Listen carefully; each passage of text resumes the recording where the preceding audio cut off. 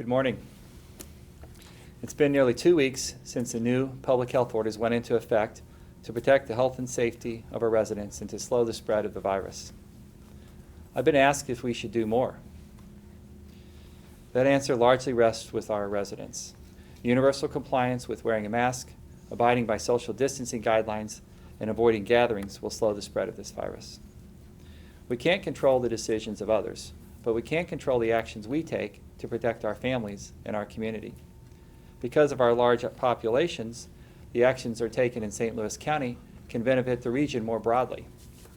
Each day, 660 residents are diagnosed with COVID-19, and we have lost 972 lives to this highly contagious virus. Our hospitals are running out of space, establishing crisis guidelines on who will get help and who will have to wait. Hospitals could run out of ICU beds as early as this week, and they may call on the Missouri National Guard for help. Thank you to our hospitals for providing access to the media last week so they could share with our community the dangers, the heartache, and the stress of the incredible work our doctors, nurses, and respiratory therapists and other healthcare professionals who risk their lives to save lives. For anyone who doubts this virus is serious, for anyone who doubts this virus is deadly, for anyone who would rather stand on the sidelines and criticize than abide by public health orders, I strongly urge you to watch and read these news reports. We are in a crisis mode, and this virus is winning.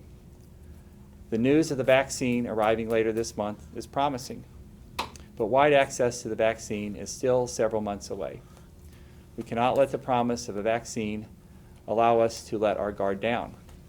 Anytime you leave home or interact with others outside of your household, you're at risk of being exposed to someone with the virus or exposing someone to the virus. Even you may not know that you have it.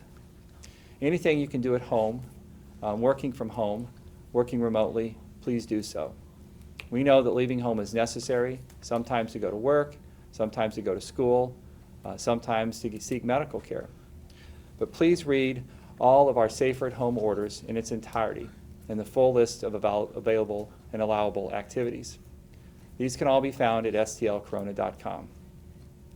Because gathering with people outside of your household is risky, the order bans gatherings in groups larger than 10. Even at such a gathering, even wearing a mask and maintaining at least 6 feet of your distance from others is still important. Restaurants cannot offer in-person indoor dining, but outdoor dining, takeout, and delivery are still allowed. Bars may only provide carryout and delivery. And the capacity limit for businesses is currently set at 25%. Exceptions are made, of course, for hospitals and medical offices and schools, and these can all be found in the order at stlcorona.com. Please continue to order from your favorite restaurants and tip generously. We want all of our businesses to succeed, and we want all of our residents to be safe.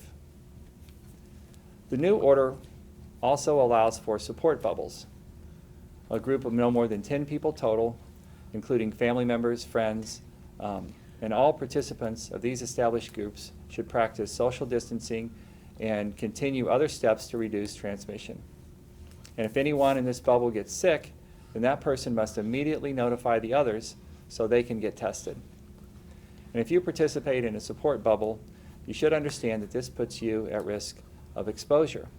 And due to extremely high volume of cases, outreach regarding isolation and quarantine has changed. With the resources the county has available, the Department of Public Health is spending their time reaching out to people that are most likely to focus on those who are likely to spread the virus to others. But our health department workers cannot contact everyone.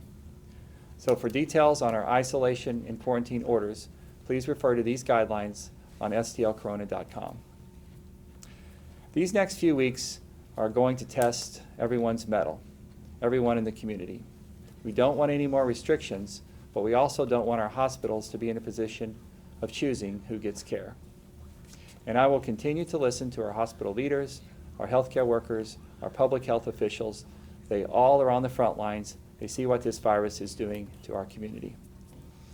And I will continue to stand here and ask all of you to do all that you can to slow the spread of the virus.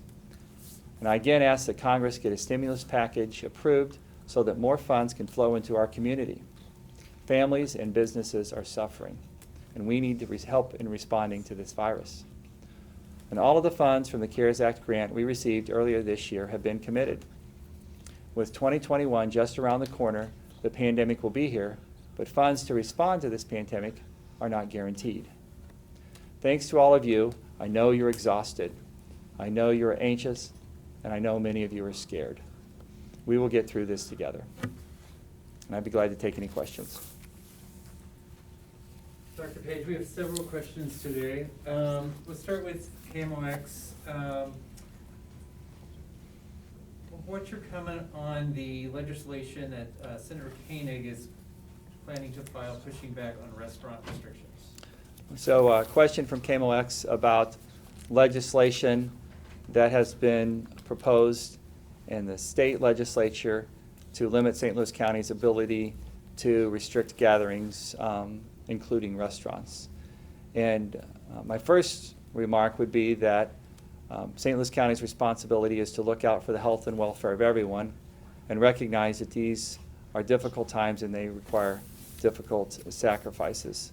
I haven't seen this legislation today, so I can't comment specifically on it, but every year in the state legislature, 2,000 or 3,000 bills are sponsored and offered for discussion, and 10 or 20 of those will reach final passage and will become effective in August of next year.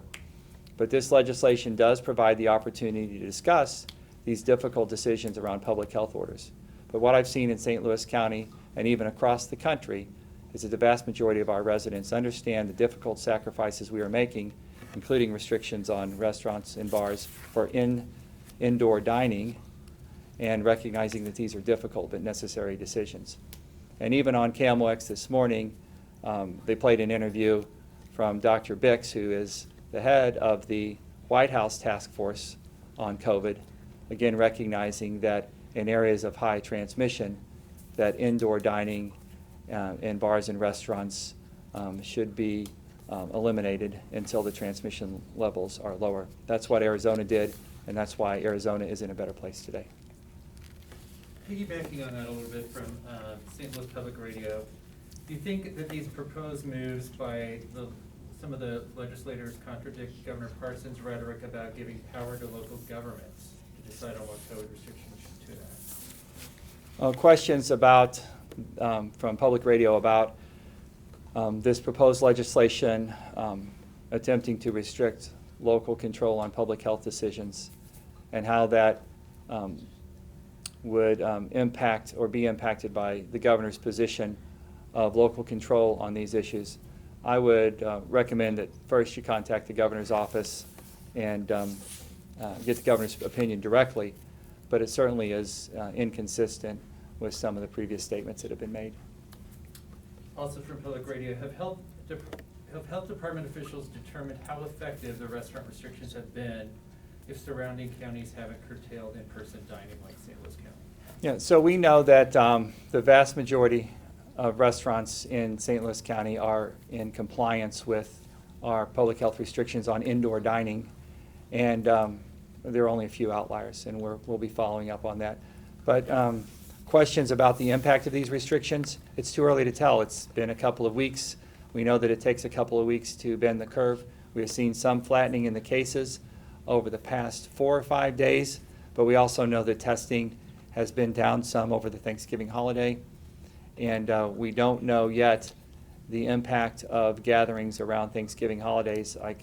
We've heard from Dr. Fauci, Dr. Bix at the national level, from our local community leaders, from the pandemic task force. There is a great deal of concern about gatherings and with people outside of your household over Thanksgiving, about people coming together.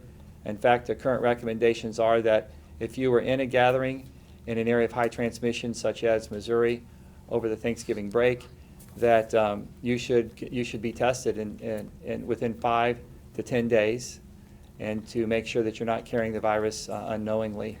And so we are very concerned about a possible explosion of cases related to gatherings around the holidays. and it's really too early to tell at this point the impact of our restrictions on bars and restaurants, but we know all of our public health leaders have said that this is important to do in areas of high transmission like Missouri and like St. Louis County. You may have answered this, but I'll go ahead and ask it. So what trends are you seeing in the county? Does it look like the restrictions could be loosened when we hit 4 weeks of the public health orders? A question about loosening restrictions or walking back our restrictions at the 4-week mark, which would be 2 weeks from today. I think it's still too early to tell. We'll be watching our recommendations from our pandemic task force, from our public health officials, to see whether or not we are bending this curve, whether or not it's starting to trend back the other direction. It certainly depends on what's happening around the state and around the country as our folks do travel into areas of higher transmission. But it's really too early to tell exactly what's happening in St. Louis County. We do know that St. Louis County is home to 1 million people, and that the restrictions we have here affect over half the folks on this side of the Missouri River, and they are impactful and they will make a difference, and they will help everyone, even those who don't necessarily live in St. Louis County. This is a follow-up with Channel 4. You just talked about the encouraging people to get tested. Is the county increasing the availability of testing? So question from Channel 4 about the availability of testing and how that will change over the coming weeks. The gold standard for testing has always been 1,500 tests a day in St. Louis County. We're over 3,000. In fact, more recently are getting up to 4,000 tests per day in St. Louis County.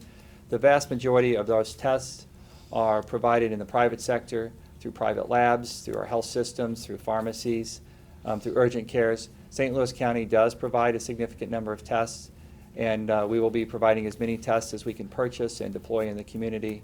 But our role really in the community is, in addition to providing some of the testing, is to coordinating the testing availability, to making sure that people know where they can get a test. And we continue to track that information and update it at stlcorona.com. And that website is stlcorona.com. If you're interested in getting a test, you can click on the testing tab, and that will list the available tests around the community. Most of the places are booking appointments for about a week away, which would be in that 5 to 10 day window that's where someone should get tested if they were around other people outside of their household over Thanksgiving.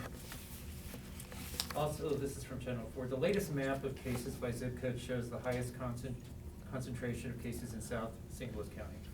Is anything changing to address the increase in cases there? So the highest concentration of cases is in South County, South St. Louis County. And we know that there is a lot of back and forth between South County and adjoining county, Jefferson County. We believe that their recent mask order will help us a great deal, and will. It was a positive move for Jefferson County. Their rates have been going up quite a bit, and certainly applaud the efforts that have been made there by their elected leaders and their public health officials to try and slow down the spread of COVID. We see less masking compliance in general in South County, but we're getting there. The community is responding, and we know that they want to do what they have to do to protect their families and their loved ones. But we do recognize that that COVID is being transmitted at a much greater rate in South County, and we hope to continue to get more compliance with our public health orders in that part of our community. The last few questions are back about restaurants. Some restaurant owners continue to speak out about the hardship of these restrictions. What do you say to workers who have been laid off because of the indoor dining ban? Yes, questions about indoor dining and the hardship on restaurants and restaurant workers. We recognize that this is a terrible situation. This pandemic has fractured our economy. Businesses are struggling. Some of them are not operating. Some employees have been laid off. And this is a tragedy that is part of the pandemic. And we feel badly about that. We need help from our federal government to try and support our businesses and everyone else in our community that are struggling with people that are struggling to pay their rent, people that are struggling to put food on their table. But this is a historic pandemic that has struck us across our community. People have lost their lives, families have lost loved ones, people have lost their jobs, schools are not operating normally. This has been a tragic impact on our community across the board, including those who have lost their jobs.